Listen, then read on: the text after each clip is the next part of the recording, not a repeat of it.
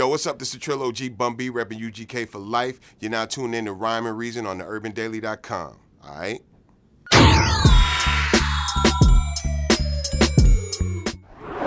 Murder, murder, red rum. Man, we all gone dead dumb. Rude boy lick a shot and take his head from his shoulders. This is bedlam, mayhem, chaos. Competition ceases, Seckle already they lost. Thinking they boss like the Triple C CEO. B-D-O-A ASAP, you see me, ho. B-U-M-B-O-G, that's why they ducking me. Rude boy not deal with the we bucking, G. The ghetto red hot, the youth, them not care. Play, it's we let off mad shots in the air.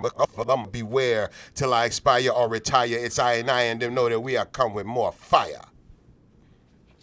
Yes, sir. One more time.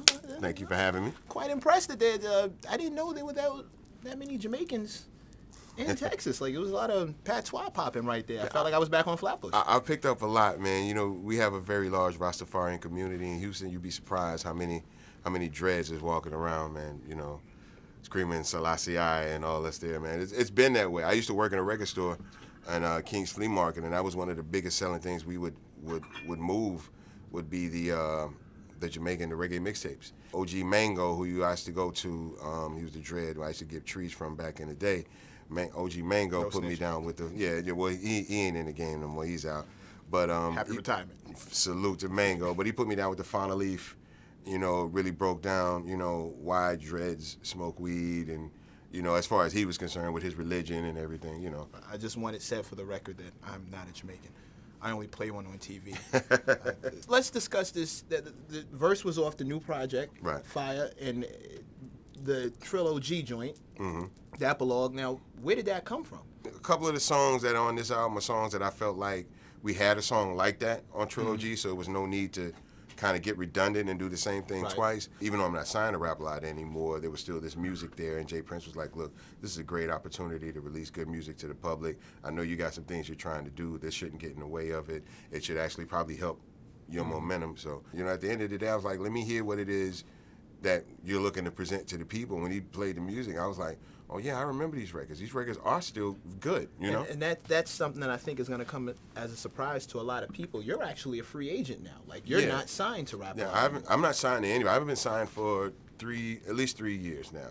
I'm more about building momentum. I'm 40 years old. I don't have time to be calling a record company A&R trying to get on. I have resources where I can try to build my own momentum and build a system that I could profit of more so than everybody else, and then put them in a position where they got to call me instead of me calling them. So does this mean your own personal record label, management? That's what we're looking for, man. We're looking for artist management, producer management. You know, we're doing music, we're doing film, we're doing TV, branching out into sports management, marketing, consultancy, anything that I have expertise in.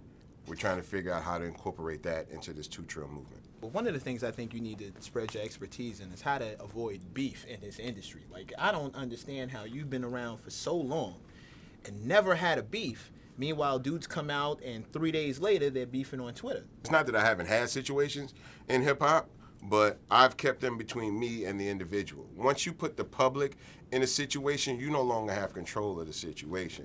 See, if it's me and you and we have a problem, then it's just your opinion and my opinion, and we have a better chance of us getting on the same page than if we make it public and then say, you're an artist, you got 500,000 people down with you, so all these people have their opinion about me and who I am. I have my 500,000 people.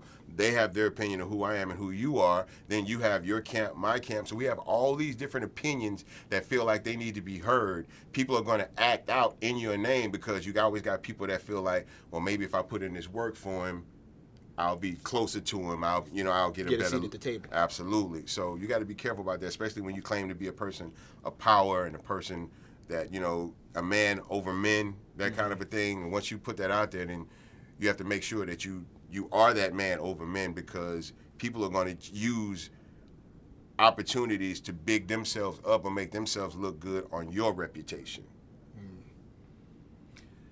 Don't hustle backwards. You don't want to be under my reputation. You just be moonwalking. I'm not helping the brown people at all. So. And he's not Jamaican either, so you don't get that credibility. No. There's nothing here for you.